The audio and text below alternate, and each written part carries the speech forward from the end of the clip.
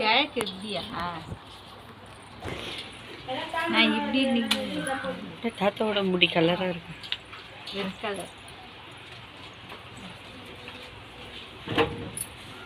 4 பேர் நிற்கிறாங்க. ஒரு ஆள் நானும் 5 4 நிற்கக்கூடாது.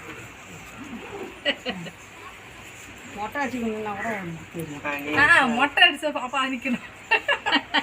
எனக்கு அடிக்க காது குத்தி கமல் போய் நான் எப்படி நிற்பேன்.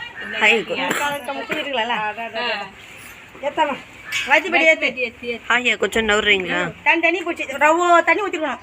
இல்லை அதெல்லாம் கையில் எடுக்கிறாங்க, அப்படியே ஊற்றுறாங்க. கீழே வச்சு தான் ஊற்றுறோம்.